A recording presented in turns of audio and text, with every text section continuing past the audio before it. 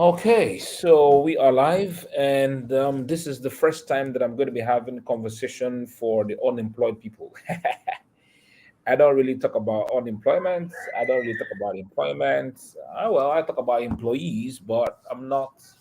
I really don't have conversations concerning employment and unemployment. But this is a good way, a good conversation we're going to have tonight, and this concerns individuals who are unemployed, those who are underemployed, and those who are currently employed but are seeking for better opportunities, to better their lives. Because looking at the nation and the things that are happening right now, some individuals want to move from one job to the next to get a higher pay, and that is absolutely understandable. So tonight, this evening, 7 p.m., we are live right now. I have with me one day, I hope I'm pronouncing it correctly. One day, Jinadu. I hope I pronounced that correctly. I'm sorry if I murdered the name. I have an issue with names that are not from my tribe. I'm absolutely sorry about that.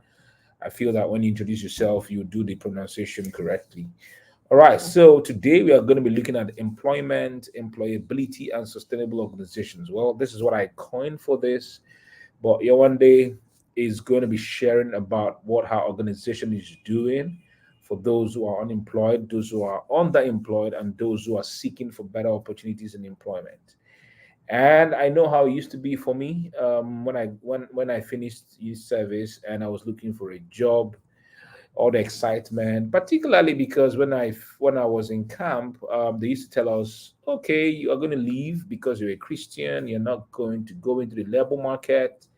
You are going to go into the favor market. Oh well, we were asked to stomp our feet. We were asked to carry sand and go to those beautiful organizations we wanted to work for and drop the sand, prophesy over the sand, stamp our feet, whatever, wherever you sole of your feet, we tread that, you take possession. My dear, oh well, since 2005, or sorry, six, that we passed out from youth service. I must tell you, with all levels of sincerity, there are some of them who still haven't gotten a job, and I still see them, and they're still asking me to help them to get a job. And I'm asking myself, we've not gotten any jobs since 2006, and this is 2023, and you feel that the company will just employ you. On what basis? I mean, on what basis? Like, all this while, on what basis? And I had a conversation with one of them recently, and the guy was like, I'm like, guy, which company will even employ you as an engineer? Like, what's in your brain right now? You've not done any other things since then. You just want to get a job. And he said to me, that I'm not his God. God is going to do it. God, I'm like, okay, that's fine. I mean, over the years, you're now realizing, certain things. I dropped with him some piece of advice if he will take it, but that's fine. So tonight we are going to be looking at employment, employability, and sustainable organizations. And I have with me Yewande. Yewande, good evening. Unmute yourself. Yewande, can you hear me?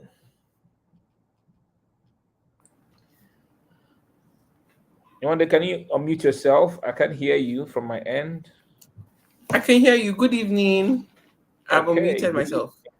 Thank you so much for being here with me on this conversation. So, you have been spearheading amazing breakthroughs and amazing championing a cause for those who are unemployed, those who are employed, and those who are underemployed, and through your organization called Career Life. Please, the floor is yours. Share with us how the journey has been. Tell us what your company is doing for those who are not employed, and I mean all the categories of people that you're dealing with, and then what you have for us in the city of Port Harcourt in this month. All right, so guys, if you're joining us, please go and tag people to be here. You're not tagging only those who are jobless, so to say. Tag those who are also underemployed. Please, you will explain to us what underemployment means, because some individuals don't understand what underemployment means. Those who are not employed and those who are employed but are seeking for better opportunities. Please, if you are joining us, please let us know where you are joining us from. All right. Put your name in the comment section. Put what you do currently in the comment section. I can put it up on the screen. Who knows? You're looking for a job. Somebody who has a job can give you a job right here on the live stream. and let's know where you're tuning in from. And please finally share the live stream. There's a share button beneath the screen. Just tap it and do share it. All right. So thank you very much. You want to go ahead and do an excellent delivery of what you've got for us this evening. Okay, so my name is Yoande. I am the founder of Career Life and also an HR professional. And when you started the conversation talking about how during NYC you have all the energy to say I'm going to get a job, it's something I could relate to, or I can relate to. I studied chemical engineering, but right now I work in HR. And so, and I attended a public university. You know how it go. It's just about finishing with a 2-1. If you think that you will finish the 2-1, then you think that you're sure you're going to get a job in Chevron and Shell. But unfortunately, the school system prepares us for the reality. And so that is the situation I found myself as a 2-1 graduate in chemical engineering who was unemployed for almost 6 months, right? And I got to that point where I think I finished the entire GMAT book. So I would attend interviews, I would pass the test, but like during the interviews, I would get dropped. And the cycle continued. And it was not just enough to say I was going to pray, but there were some things I wasn't doing correctly. So the opportunity came because I did a bit of HR during my CWS. Not really like I did something, like more of you're not doing anything, just go and stay in that department. And so an opportunity to intern in a consulting firm came, and then that's how I switched into HR. And for me, what started this journey in terms of why I'm so passionate about employment is because I've literally faced it. And the first day I resumed that job, they were hiring for a sales role, and my classmates who studied chemical engineering with me, that used to teach me, somebody that I know that is super smart, that if you put both of us on the same level, this guy is definitely going to do better than I would. This person came for an interview and did all the wrong things. Obviously, for him to even come for that interview was because the situation was difficult. And sitting at the other end of the table for the first time in my life, I was like, oh my God, so this is what people go through. These were all the things I did wrongly when I was also looking for a job. And look at me now, seeing what people are doing wrongly. So that made me super passionate about employment and wanting to do something about it. And so over the years, I invested a lot of my talent and skills and exposure in HR to actually giving back. And so I think it was about 2018 that I started Career Life. Career Life is a registered non-profit. It's an NGO, and our mission is basically to help people achieve measurable success in their career. Coming from a place of, I know people may not be able to afford a career coach. I'm an ICF certified coach. I know the thousands of dollars I invested for me to become a coach. I know that a lot of people don't even have the level to be able to afford to have access, the kind of access I would have, because I'm an HR professional. I know other HR people, or I can network with other HR people. So I basically just started gathering network and combine people that I even know to basically support the thing. So in 2019, we started something called the Employability Fitness Program. And it came from a place where I was actually a talent acquisition specialist. My full-time job was recruitment. And so daily I could see like, oh my God, you don't even understand what it takes to get a job.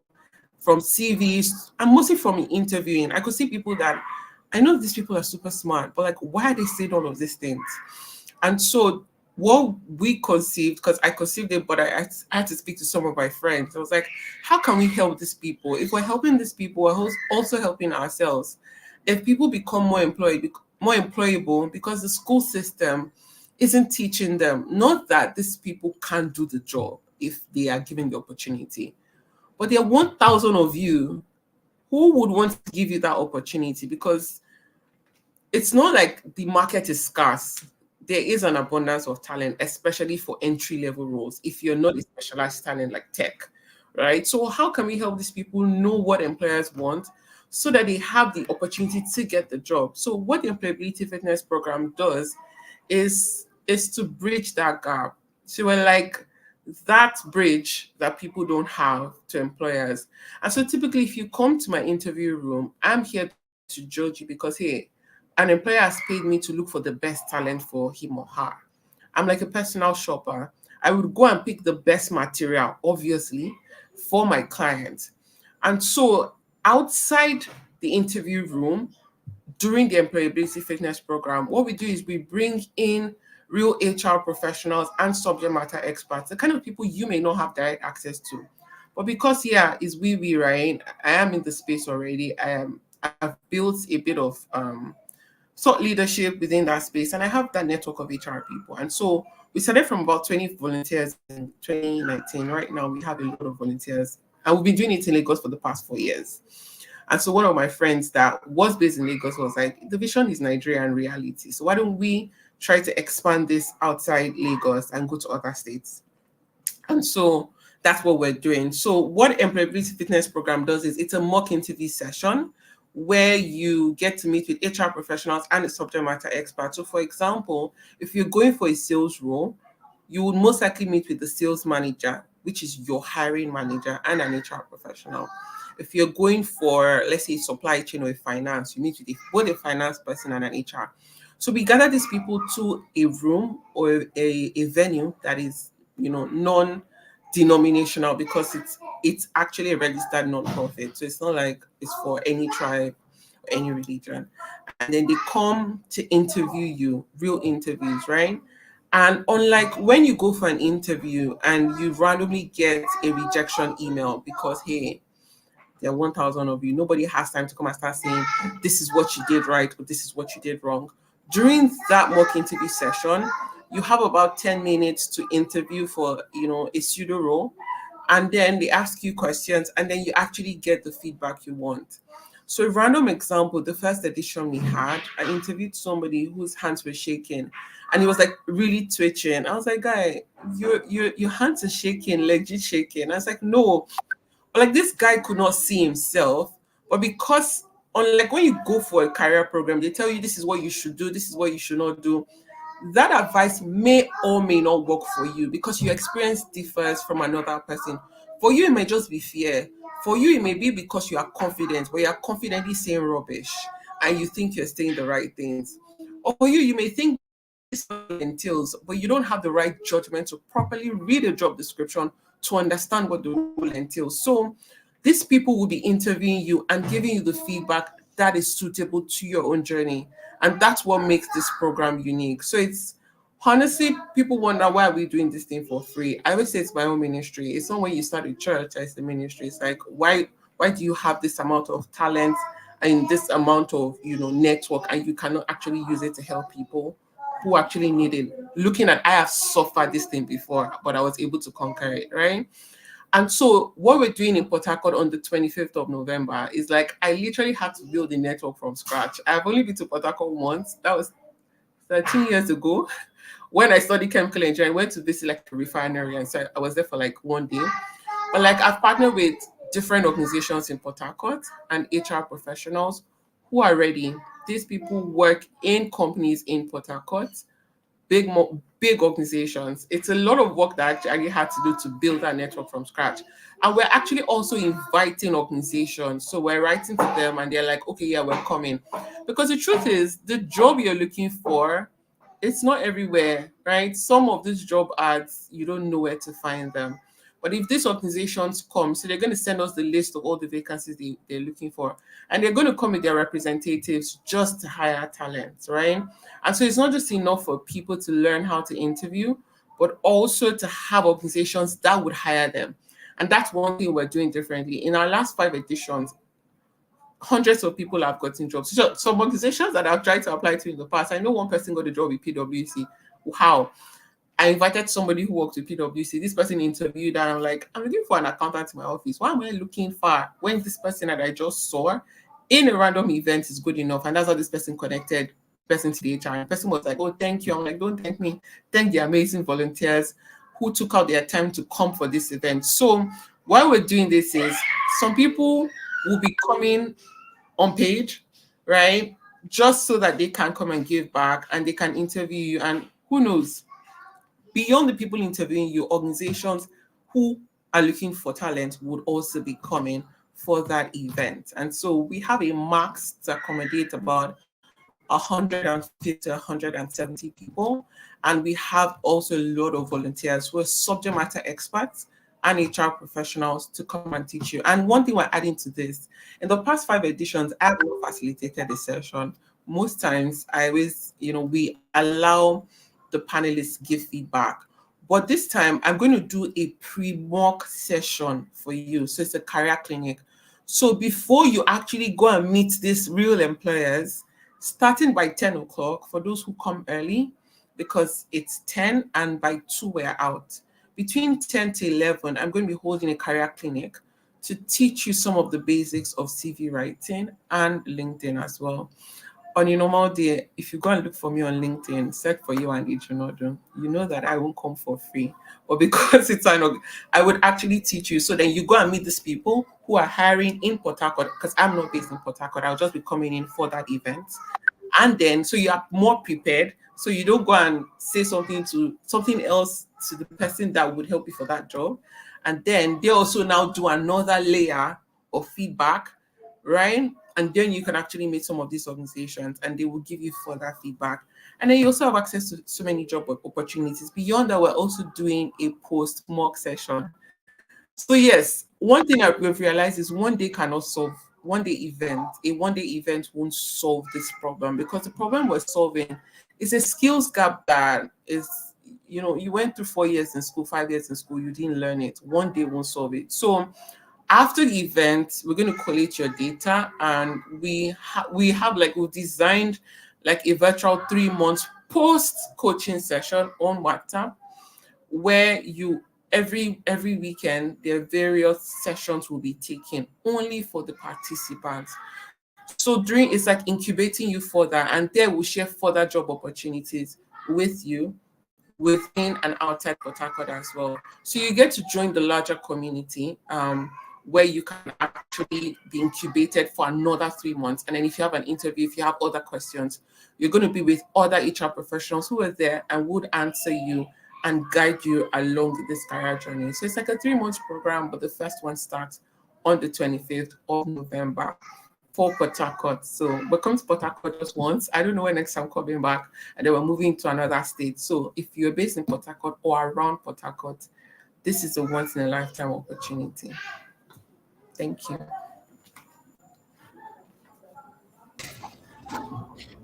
Okay, Yewande, thank you so much for that short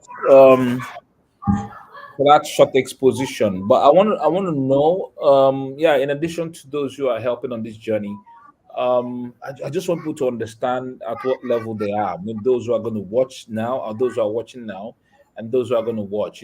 These concepts, as I told you about, concept of being underemployed. I think underemployed. Yeah, the one that those who are not employed, we know that one simply. But like this morning, I think I saw something online. Somebody went and wrote something that if somebody is paying you 100,000 naira in this current Nigerian economy, then the person is wicked. So on that, Please, literally. that happened on Twitter, and then people began to have conversations, those who are against and those who are for, and all that. And so I think that's where this concept of, or on the employment. Can you explain in the light of that? Let me say the tweet and what happened today, in the online space. So underemployment is, in simple terms, is operating below your capacity. So it's like you're employed, but you're underemployed. So for example, you have a BSc in economics. Okay, okay, let me not use engineering, but I'll use engineering to explain, right? You have a BSc in economics, you should be working as an economist or whatever. You now go and join an investment firm. Okay, so an economist can work in an investment firm because some of what you read in school can be of value to such an organization. And you now go there as a first class or a 2-1 or a 2-2. And rather than you working as an investment officer or an economist or whatever, you're working as a cleaner or a driver or even the front desk person, right? You're not fully utilizing your capacity. That is being underemployed. So you're employed as a front desk in an investment firm where you should be doing things that your brain what your brain should be operating at, what you studied, or even if you didn't study economics, right?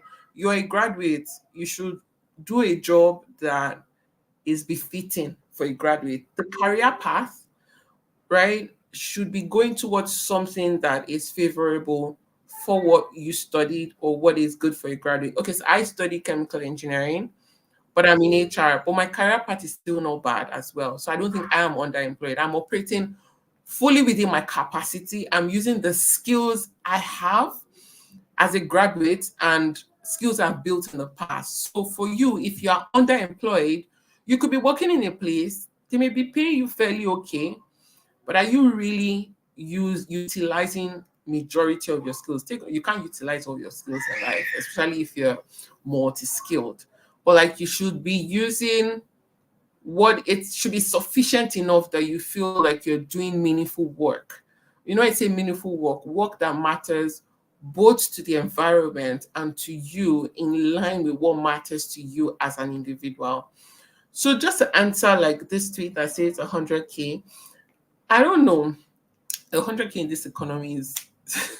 I'm married with two children. I don't even know what you can do, because children alone is they eat a lot. But like, I feel like even if you are single, 100K is not enough. But the truth is, what is your capacity? Are you valued more than 100K?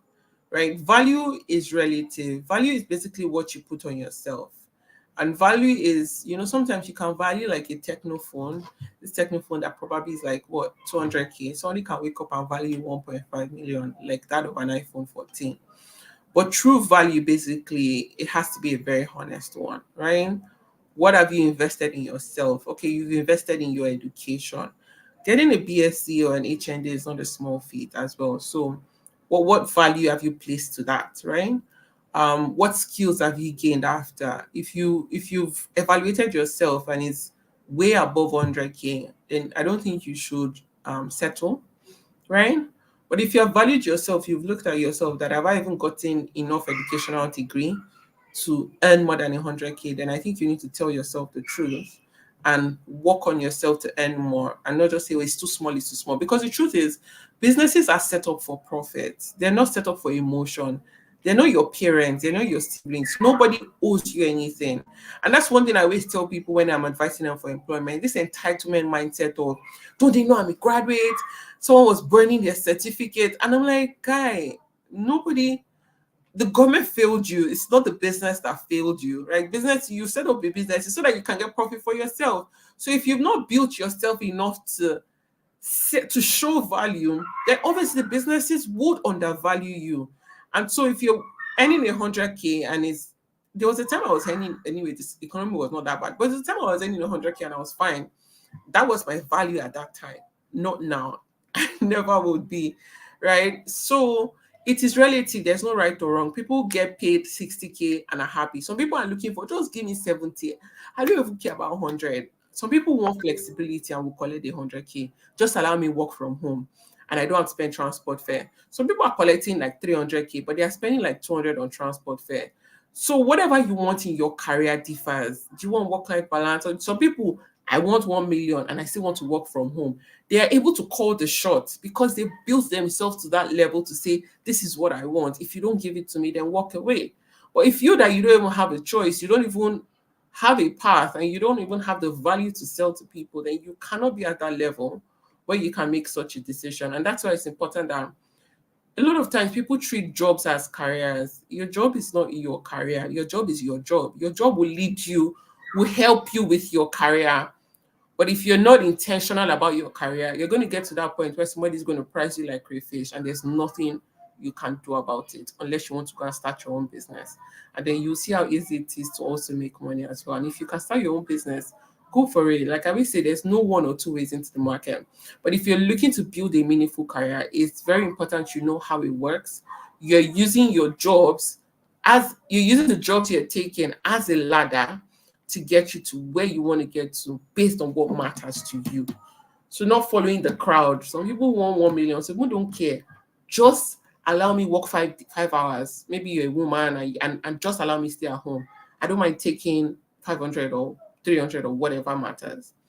So yeah, I hope I've answered that question.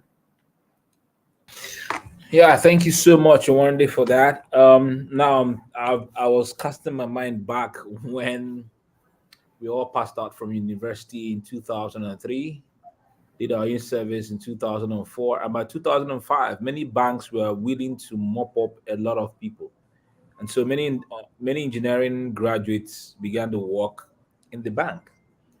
And I remember walking to one of the banks, and I saw my guy, like this was one of my great guys, walking in front as a teller, and all he was doing was counting money. And I looked at myself, I'm like, guy, even though I'm currently unemployed right now, I don't think I can do this job that you do. Like counting money after all the engineering we did. I don't know if that counts as being underemployed. Anyway, but then for the fair, for what's going to happen in here in the city of Port Harcourt, will this kind how will your events, what you're holding in the city of Port Harcourt, how will it help this kind of individuals? Right. Okay. So if you're underemployed, like what you said, for me, I feel like it's underemployment because like guy, you're an tellers, is it not only people that do teller work, right? I wanted to use engineering. Like if you're an engineer, there's technician, there's technologist, and there's engineer. So if like you're doing a technician's work, right? So what he was doing is something that I know any person can do. So how would this fair help people who are currently underemployed, working way below their capacity? Number one, you get exposure on how to reposition yourself. Because yeah, if you want to leave where you are, unless the bank, has a plan to move you from like teller to like an ABO or ABO, right? Obviously need to be equipped with the skill to go and do that.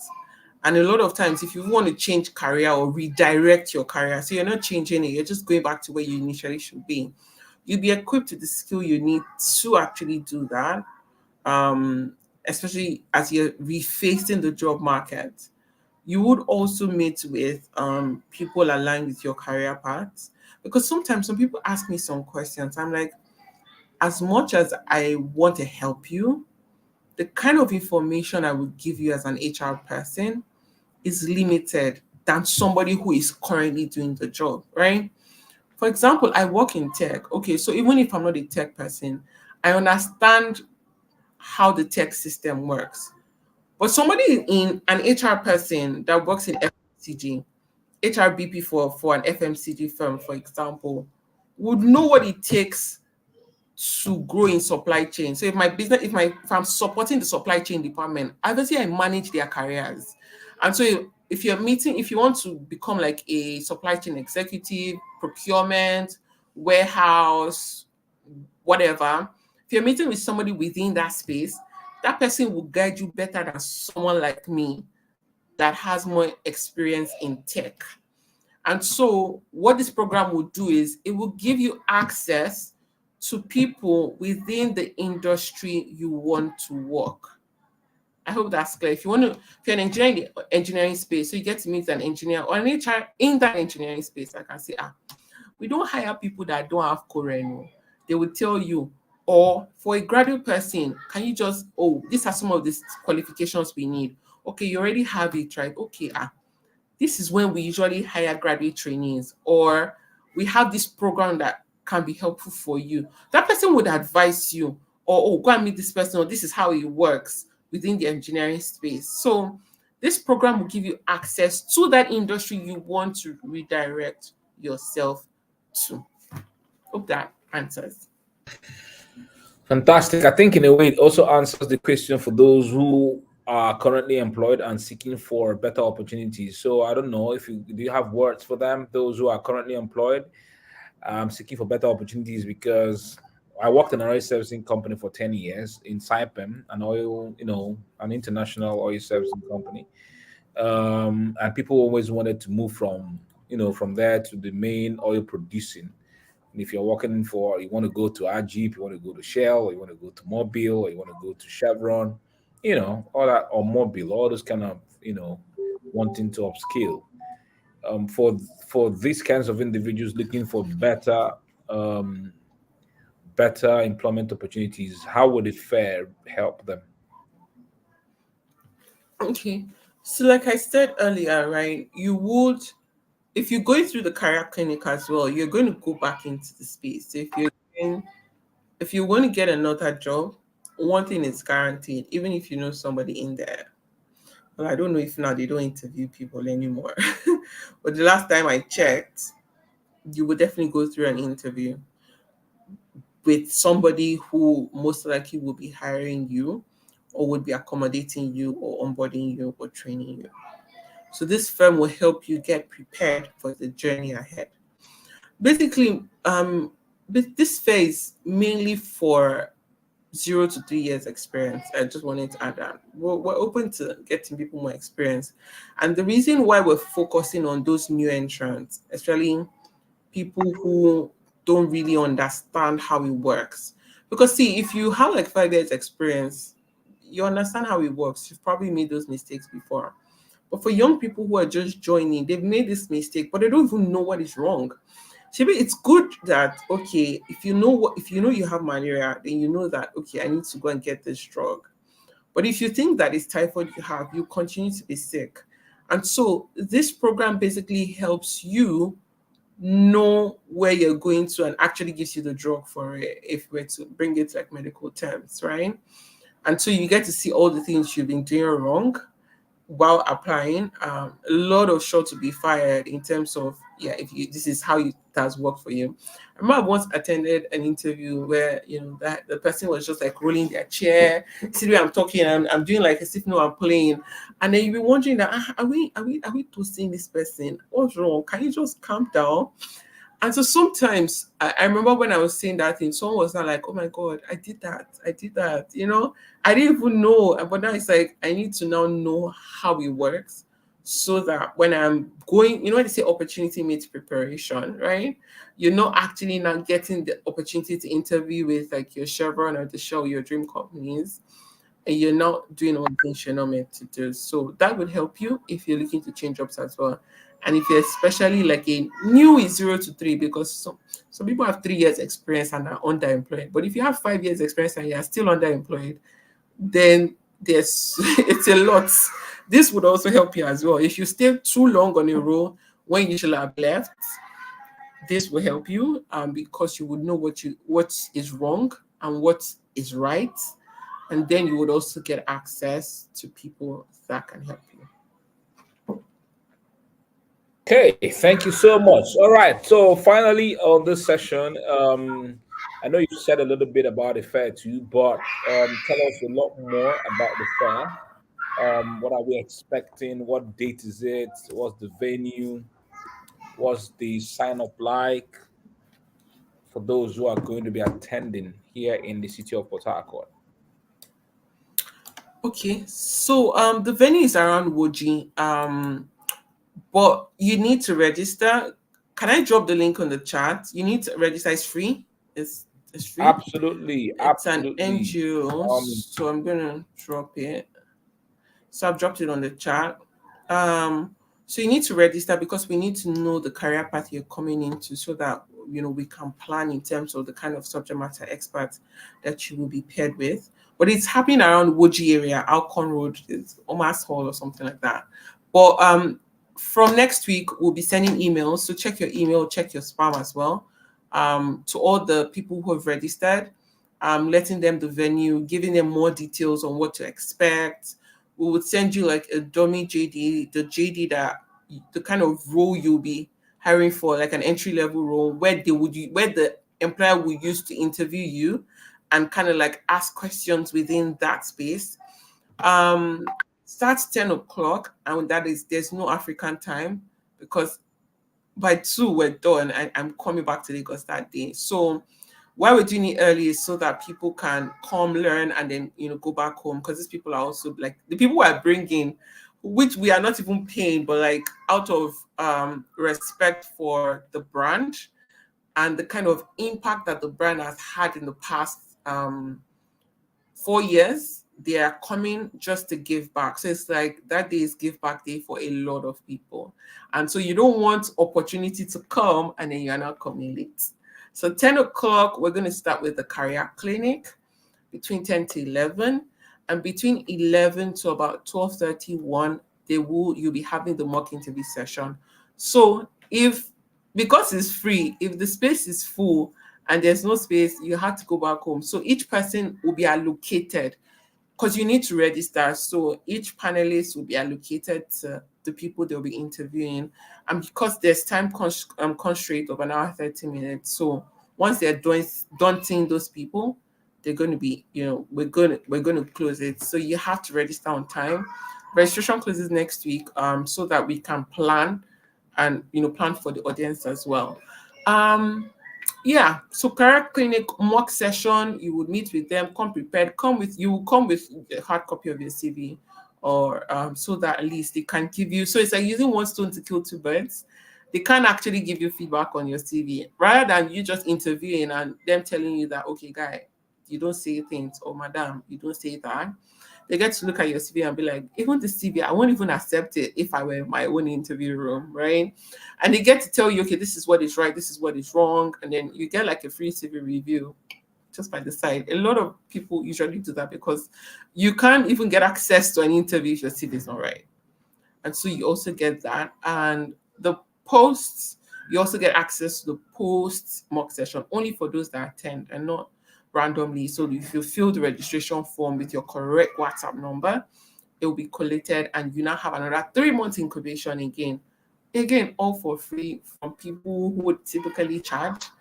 But again, life is not just about getting. Sometimes you need to give back, especially for people that it matters to the most. And some of these people can't even actually afford to pay like a coach. So it's just once a year we do this, or I will do this, right? So if you cannot catch me during this give back season, then you can't even. I will catch the people that I will be bringing during this give back season. Yeah, you must be ready with your cash outside this give back season. So yeah. Okay, thank you so much, Yewande, for this great work you're doing. Thank you for all the connections and all the amazing work that you're doing. I'm going to speak to my people, the close circle that I have with me.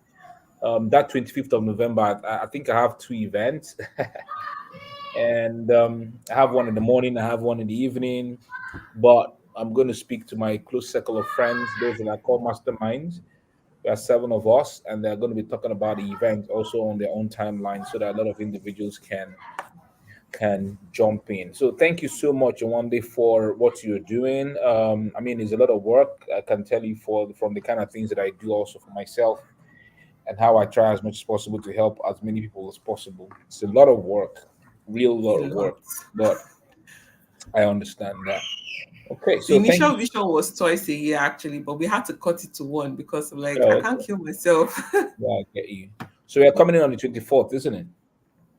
Yeah, I'm coming on 24th. Okay, so if your flight gets here, say before In the 1 p.m. or morning. or Yeah, I'm your coming in the morning flight, morning so okay, that if you got the time, I can if you come got the time, we can hang out and and catch up. all right, and get you to eat our potako bole. I don't know if you've eaten it before, but I it's a nice, haven't though. That's something I'm looking forward to, it's a honestly. nice So one when I was actually. booking my flight, I was like, I cannot come 5 o'clock. It's Okay, 10 a.m. flight I'm coming with.